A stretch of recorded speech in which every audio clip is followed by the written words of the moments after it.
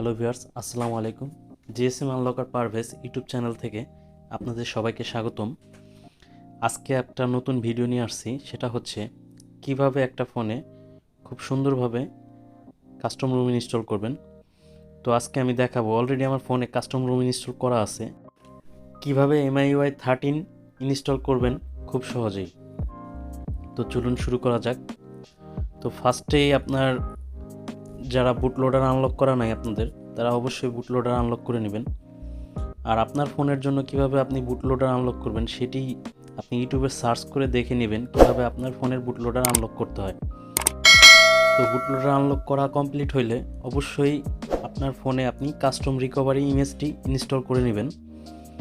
তো আমারটাই already install করা আছে। তো এগুলো আপনি ইউটিউব থেকে দেখে নেবেন কিভাবে আপনার এগুলো করতে হয়। এগুলা করার পরে যে পরবর্তী স্টেপের যে কাজগুলো সেগুলো আমি আজকে দেখাবো। তো ফার্স্টে আপনার ফোনটি বন্ধ করবেন। বন্ধ করার পরে volume up plus power button চেপে ধরে রাখবেন। ধরে রাখলে আপনার এই কাস্টম রিকভারি যে অপশনটা সেটা চলে আসবে। দেখেন আমি কিন্তু অলরেডি আমাদের যে রিকভারি যে অপশনটা সেখানে আমি চলে আসছি।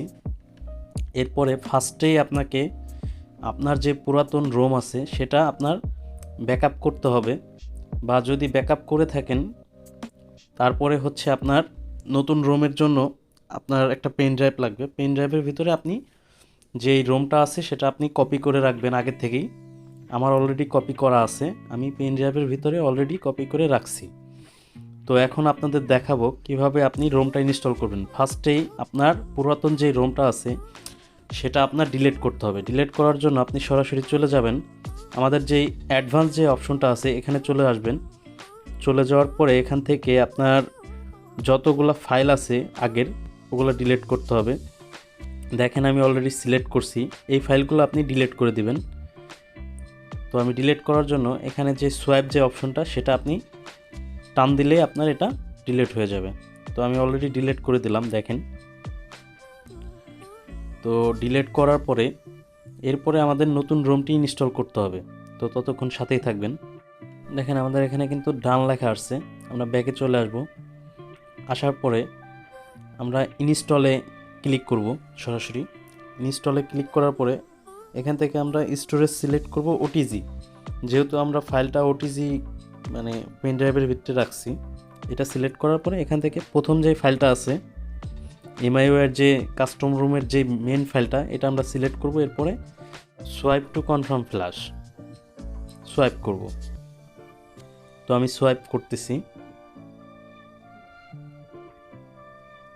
দেখেন আমাদের এটা কিন্তু অলরেডি ইনস্টল হচ্ছে।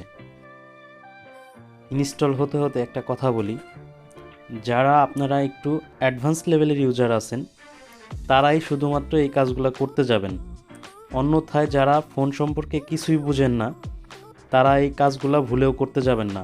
কারণ ফোনটা যদি ব্রেক করে সেই ক্ষেত্রে কিন্তু আপনার দোকানে গিয়ে ফোনটা ঠিক করতে হবে, তখন কিন্তু ঝামেলায় পড়ে যাবেন। দেখেন অলরেডি কিন্তু আমাদের এখানে ডাউন লেখা আসছে, তার মানে এটা আমাদের রোমটা ইনস্টল পুরোপুরি কমপ্লিট। এরপরে আমাদের আরেকটা ফাইল ইনস্টল করতে হবে। আমরা ব্যাকে চলে আসবো। আসার পরে দেখেন সেকেন্ড যে ফাইলটা আছে এটা আপনি সিলেক্ট করবেন। সিলেক্ট করার পরে এখান থেকে সোয়াইপ করবেন।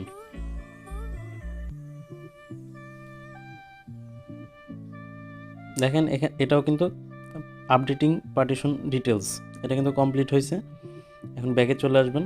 ব্যাকে আসার পরে এখান থেকে আপনার প্রথমেই আপনার এটা ফ্যাক্টরি রিসেট করতে হবে। এটার জন্য আপনি ইয়েস টাইপ করবেন। এরপরে কনফার্ম করলেই আপনার এটা ফ্যাক্টরি রিসেট হয়ে গেল। এরপরে আপনি রিবুট টু সিস্টেম এখানে ট্যাপ করলে আপনার ফোনটা রানিং হবে। তো রানিং হওয়ার জন্য কিছুটা সময় লাগবে। তো আমি একটা কথা বলি, এখানে অনেক সময় আপনার দেখা যায় অনেক সময় স্টক হয়ে দাঁড়ায় থাকে। যেরকম এই রোমটা আমার এখানে অনেকক্ষণ যাবত স্টক হয়ে এভাবে দাঁড়াইছিল। এর পরবর্তীতে আমার এটাকে আমি পাওয়ার বাটন অনেকক্ষণ চেপে ধরি, এরপরে ফোনটাকে পুরোপুরি বন্ধ করি। বন্ধ করার পরে পুনরায় যখন চালু করি তখন আমার রোমটা পুরোপুরি ওপেন হয়। অনেক সময় এই সমস্যা হতে পারে অনেকেরই। তো এখানে আপনার ভয় পাওয়ার কিছু নাই, এটা 100% রানিং হবে। তবে অনেক সময় এরকম হয়, তো এটা আপনার ভয় পাওয়ার কোনো কারণ নাই। তো দেখেন আমাদের এটা পুরোপুরি সেটআপ কমপ্লিট।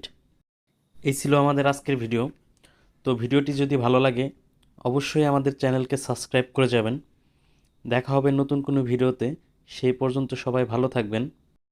রোমটি ডাউনলোড করার লিঙ্ক আমাদের ভিডিও ডিসক্রিপশনে দেওয়া থাকবে। ওখান থেকে আপনারা ডাউনলোড করে আপনাদের ফোনে ইনস্টল করতে পারবেন। তো ভিডিওটি কন্টিনিউ করতে থাকেন। তো দেখা হবে নতুন কোনো ভিডিওতে। আল্লাহ হাফেজ।